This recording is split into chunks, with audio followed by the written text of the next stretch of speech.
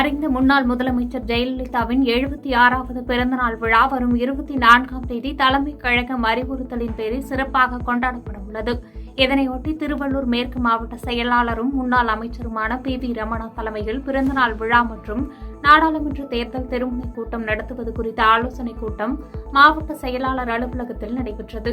இதில் உரையாற்றிய முன்னாள் அமைச்சர் PV ரமணா, திருவள்ளூர், திருத்தணி ஆகிய 2 சட்டமன்ற தொகுதிகளில் உள்ள ஒன்றியம், நகரம், பேரூர் பகுதியில் அதிமுக கொடியேற்றுதல், கல்வெட்டு அமைத்தல், நலத்திட்ட உதவிகள் வழங்குதல், சுவர் விளம்பரம் எழுதுதல், தெருமுனை கூட்டங்கள் நடத்திட நிர்வாகிகள் செய்ய வேண்டிய பணிகள் குறித்து எடுத்துரைத்தார். தற்பொழுது திருவள்ளூர் மேற்கு மாவட்ட கழக நிர்வாகிகள், ஒன்றிய, நகர, பேரூர் செயலாளர்கள், மற்ற சார்பணி பொறுப்பாளர்கள் ஆலோசனை கூட்டம் இப்போது நடைபெற்றது. இந்த கூட்டத்தில் மாண்புமிகு அம்மா அவருடைய 76வது பிறந்த நாளை எவ்வாறு நாம் கொண்டாட வேண்டும், அதேபோல மாவட்டம் முழுவதும் இருக்கின்ற அத்துணை இடங்களிலும் கிளைகளிலும் புதிய கொடிகளை ஏற்றுதல், கல்வெட்டுகளை அமைத்தல், அன்னதானம் செய்தல், மக்களுக்கு நலத்திட்ட உதவிகளை வழங்குதல், மேலும் பாராளுமன்ற தேர்தலில் நம்முடைய வியூகம் பணிகள் எவ்வாறு இருக்க வேண்டும் என்ற அடிப்படையில் இந்த ஆலோசனை நடைபெற்றது. அதன் அடிப்படையில் நம்முடைய கழக நிர்வாகிகள் அத்தனை பேருக்கும் ஒரு படிவம் கொடுக்கப்பட்டது. அந்த படிவத்தில் அனைவரும் அந்தந்த பகுதியில் என்ன பணிகளை செய்வார்கள் என்று எழுதி கொடுத்திருக்கிறார்கள். அதையெல்லாம் வருகிற காலகட்டத்தில் மிக சிறப்பான முறையில் செயல்படுத்தி அனைத்து இந்திய அண்ணா திராவிட முன்னேற்ற கழகம் இந்த பகுதியில் மிகப்பெரிய வெற்றியை பெறுவதற்கான வழியை நாங்கள் உருவாக்கி கொண்டிருக்கிறோம். திருவண்ணாமலை நகராட்சியில் நகராட்சி கூட்டம் நடைபெற்றது.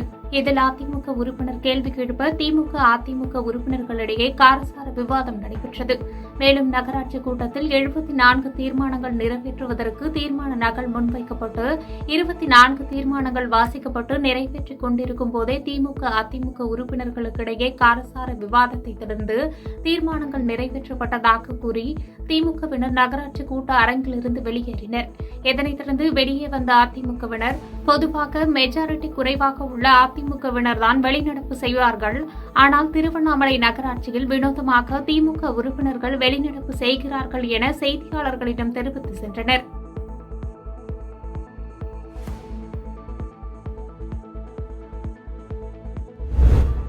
தேனி மாவட்டம் பெரியகுளம் பகுதியில் கடந்த ஆண்டு நடைபெற்ற திருட்டு வழக்கில் தேவதானப்பட்டியைச் சேர்ந்த தெய்வேந்திரன் என்பவர் கைது செய்யப்பட்டு சிறையில் இருந்து வந்துள்ளார்.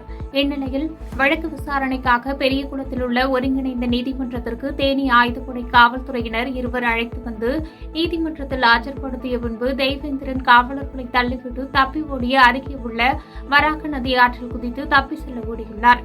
அப்போது அவ்வழியாக வந்த தென்கரை காவல்துறையைச் சேர்ந்த காவலர்கள் சம்பவத்தை அறிந்து வராக நதி ஆற்றின் எதிர் திசையில் சென்று தப்பி ஓடிய விசாரணை கைதியை மடக்கி பிடித்தனர். இதனையடுத்து தப்பி ஓடிய விசாரணை கைதி தேவேந்திரனை தென்கரை காவல் நிலையத்திற்கு அழைத்து சென்று வழக்கு பதிவு செய்துள்ளனர்.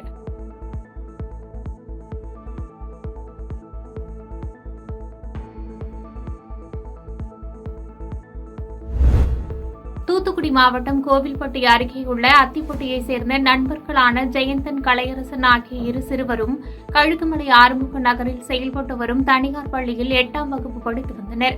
இந்த நிலையில் இருவரும் மாலை பள்ளி முடிந்து மிதிவண்டியில் சாலையை கடக்க முயன்றபோது அவ்வழியாக வந்த மினிவேன் மோதியது. இதில் சிறுவன் ஜெயந்தன் மீது வாகனம் முழுவதுமாக ஏறியதால் சம்பவ இடத்திலேயே அவர் உயிரிழந்தார். அதனைத் தொடர்ந்து கலையரசன் சிறிய காயங்களுடன் கழுகுமலை மருத்துவமனையில் அனுமதிக்கப்பட்டார். பின்னர் கழுகுமலை காவல் நிலைய போலீசார் சம்பவ இடத்திற்கு விரைந்து ஜெயந்தன் உடலை கோவில்பட்டி மாவட்ட அரசு தலைமை மருத்துவமனைக்கு உடற்கூறு ஆய்விற்காக அனுப்பி வைத்தனர்.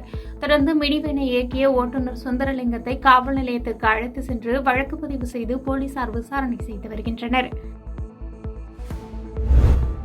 ஆந்திர மாநிலம் பாலநாடு மாவட்டம் நரசாராவ்பேட்டையில் திருமண நிகழ்ச்சியின் போது ஒரு ஆட்டோவில் பட்டாசுகள் வைக்கப்பட்டிருந்தது. அப்போது வீட்டிலிருந்து திருமண மண்டபம் வரை ஊர்வலமாக செல்லும் போது பட்டாசுகள் கொளுத்தினர். தற்செயலாக பட்டாசுகளுடன் தீப்பொறி ஆட்டோ மீது விழுந்ததில் பெருமளவு தீ விபத்து ஏற்பட்டது. இந்த தீக்கு ஆட்டோ மற்றும் அருகில் நிற்கப்பட்டிருந்த 2 சக்கர வாகனங்கள் முற்றிலும் எரிந்து சேதமானது. அத்துடன் திருமண வீட்டின் முன்பு அலங்கரிக்கப்பட்டிருந்த திருமண மண்டபமும் முற்றிலும் எரிந்து சேதமானது. இதனால் அப்பகுதி முழுவதும் புகை மூட்டம் ஏற்பட்டது. தகவல் அறிந்து சம்பவ இடத்திற்கு வந்த தீயணைப்புத் துறையினர் தீயை கட்டுக்குள் கொண்டு வரும் முயற்சியில் ஈடுபட்டனர்.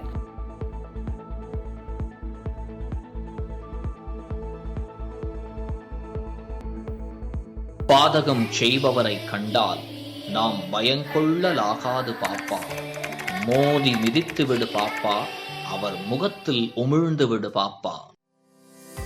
அண்மை செய்திகளை உடனுக்குடன் தெரிந்து கொள்ள இணைந்திருங்கள் இயம்நாடு தொலைக்காட்சியுடன்.